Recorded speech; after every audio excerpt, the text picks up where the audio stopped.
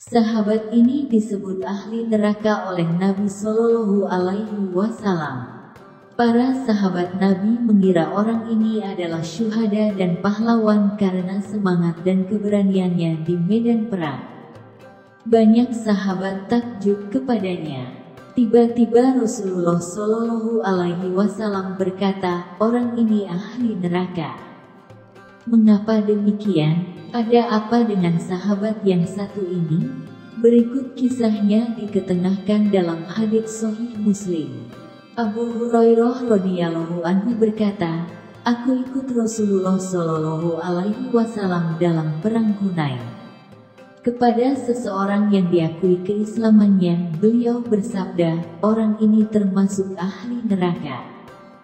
Dalam riwayat Sahal bin Sa'ad As-Sa'idi radhiyallahu anhu menceritakan, Rasulullah Shallallahu Alaihi Wasallam bertemu dengan orang-orang musyrik dan terjadilah peperangan dengan dukungan pasukan masing-masing.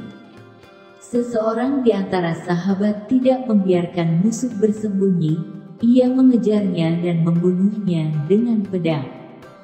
Para sahabat berkata, pada hari ini, tidak seorang pun di antara kami yang memuaskan seperti yang dilakukan oleh si fulan itu.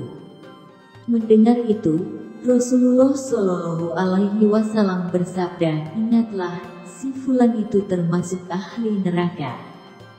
Salah seorang sahabat berkata, aku akan selalu mengikuti dia. Lalu orang itu keluar bersama orang yang disebut Rasulullah sebagai ahli neraka. Kemanapun ia pergi, orang itu selalu menyertainya. Kemudian ia terluka parah dan ingin mempercepat kematiannya dengan cara meletakkan pedangnya di tanah, sedangkan ujung pedang berada di dadanya, lalu badannya ditekan pada pedang hingga meninggal. Orang yang selalu mengikuti datang kepada Rasulullah Shallallahu Alaihi Wasallam dan berkata, aku bersaksi bahwa engkau memang utusan Allah. Rasulullah Shallallahu Alaihi Wasallam bertanya, ada apa ini? Orang itu menjawab, orang yang engkau sebut sebagai ahli neraka.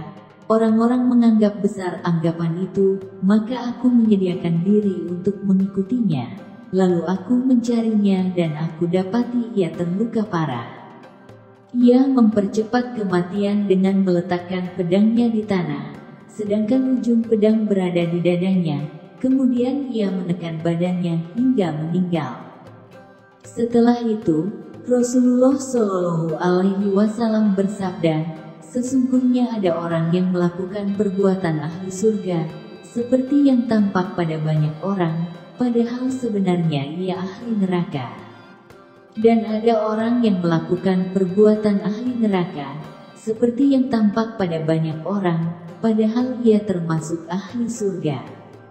Pelajaran yang dapat dipetik dari kisah ini adalah orang yang semula soleh bisa berujung su'ul khotimah dan sebaliknya orang yang tampak buruk di mata manusia bisa berakhir indah dengan husnul khotimah.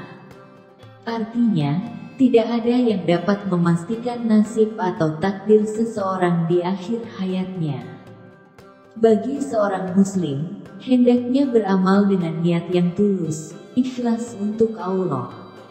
Bukan seperti sahabat yang diceritakan Nabi, hidupnya berakhir tragis dengan membunuh diri sendiri. Andaikan ia bersabar dan niat berperang karena Allah, bukan karena yang lain, tentu tidak akan mengakhiri hidupnya dengan jalan bunuh diri. Seorang muslim hendaknya tidak kagum dengan amalannya saat ini. Rasulullah Shallallahu Alaihi Wasallam juga berpesan, janganlah kalian terkagum dengan amalan seseorang sampai kalian melihat amalan akhir hayatnya. Dalam riwayat lain disebutkan, sesungguhnya setiap amalan tergantung pada akhirnya. Hadits riwayat Al-Bukhari.